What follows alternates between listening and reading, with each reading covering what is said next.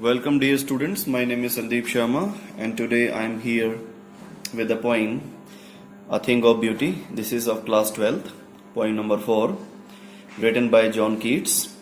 As the title suggests, a thing of beauty, that means something very pleasing, sweet, lovely and a source of joy it is. Now let's know something about the poet. His name is John Keats and he was a British romantic poet. As you can see, the lifespan of John Keats is very less. Only for 25 years he lived. Okay, and people believe, many critics believe that Keats lived only for 25 years, and had he lived 5 years more, okay, he would have surpassed Shakespeare. Right, this much you can say excellent and first-rate and wonderful poet he was. Although initially he was trained to be a surgeon, but he decided to devote himself wholly to the poetry. Fine, because he had certain insight of poetry. Keats' secret is that his power to sway and delight the readers. He could swing the mood of readers. This lies primarily in his gift for perceiving the world. That means looking at the world with totally a different perspective, with a different eye. Living his moods and aspirations in terms of language. The following is an excerpt from his poem Endymion, a Poetic Romance. Okay, it's a piece of poetry that has been taken from this long poem, and this poem is based on a Greek legend in which Endymion, a beautiful young shepherd and poet who lived on Mount Latmos, had a vision of Cynthia, the moon goddess. And after that, the enchanted youth resolved to seek her out, and so wandered away through the forest and down under the sea. If I tell you something, the overview of this poem, it is about the power of beauty. Okay, the speaker believes that the power of beauty can easily and positively transform our lives. According to him, if something is beautiful, it gives us a limitless joy, okay, never-ending joy, and refreshes our soul. Fine. Now let's move on to our poem.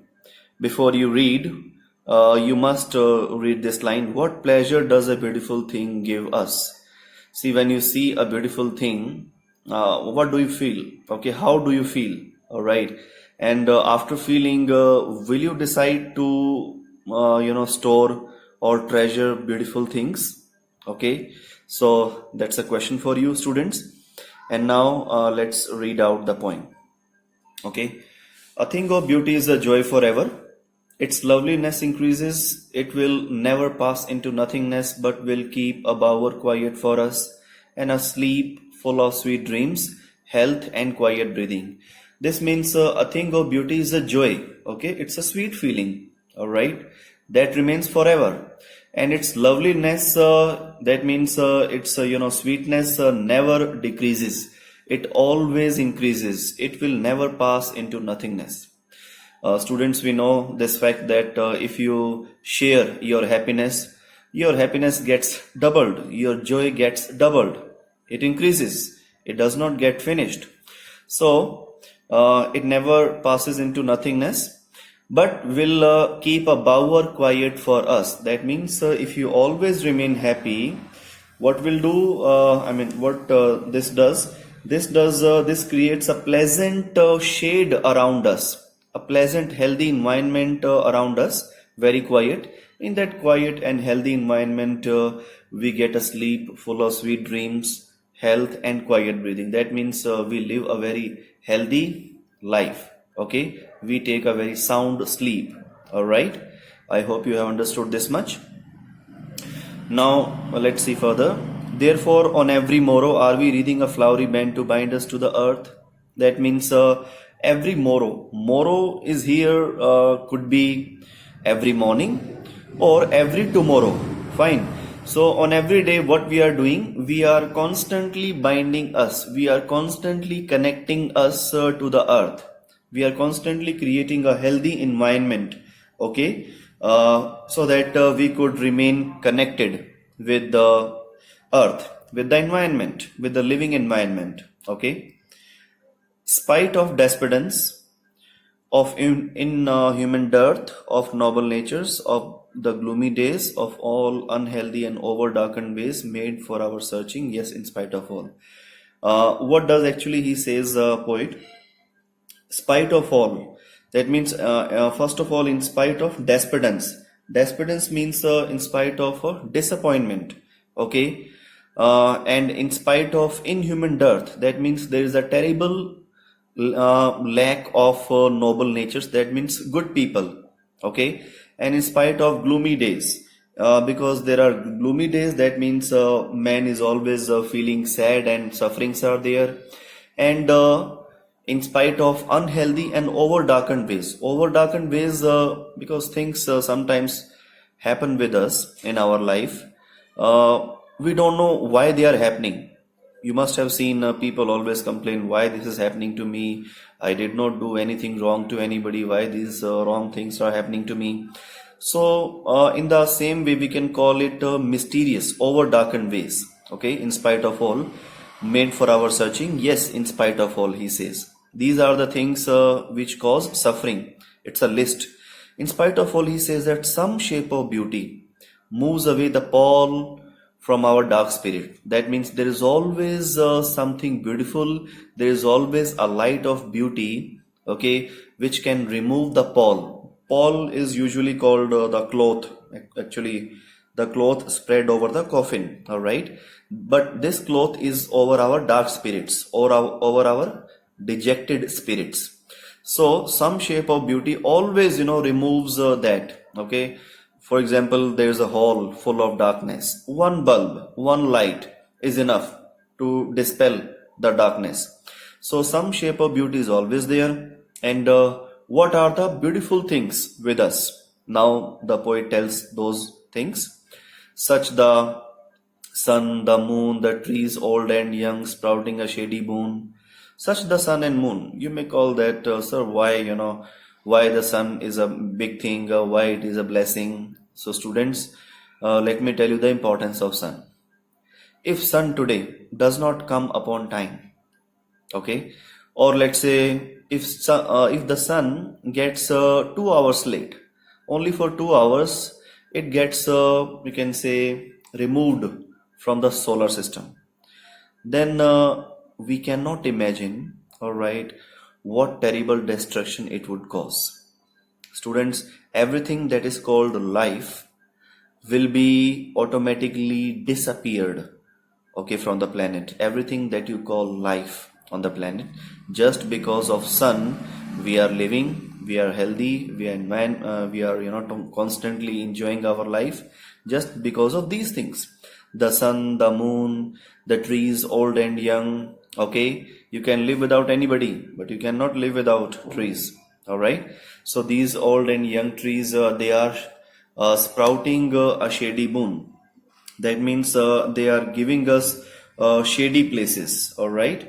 That means they are not less than boon. Okay. They are giving us shady places, and we are enjoying that. And for shady places for simple sheep. Simple sheep word is here symbolized. It is symbolizing common people. Okay, for common people everything is there. Such are the daffodils with the green world they live in. That means there are daffodil flowers that greenery offers us. Okay, daffodils are there, and clear rills.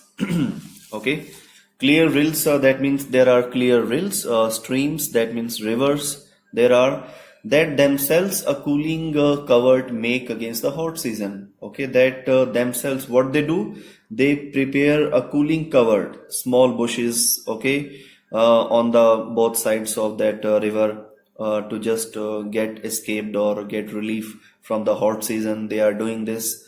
Okay, and the mid forest break. Mid forest break means a marshy place, a place which is very dense. There you see it is rich with sprinkling of fair musk roses. Okay, fair musk rose blooms. There is a sprinkling. That means everywhere white roses. Actually, fair musk roses are white roses. All right. So fair musk roses, they are sprinkled everywhere. They are everywhere scattered. Okay, and such too is the grandeur of dooms we have imagined for the mighty dead. That means such too, such you can say are the mighty people. Okay, the mighty people are those who lived before us. All right, who are, you can say, why they have been labeled as mighty dead, because they were very great and powerful when they were alive, and still they are alive, living dead but alive with us, because they lived such a wonderful life that today even we are enjoying that grandeur, that greatness of the dooms of the dead ones. All right, and all lovely tales that we have heard or read. Okay, that means all the stories that we have heard either or read, what they do to us. First of all, it is an endless fountain, okay, of immortal drink.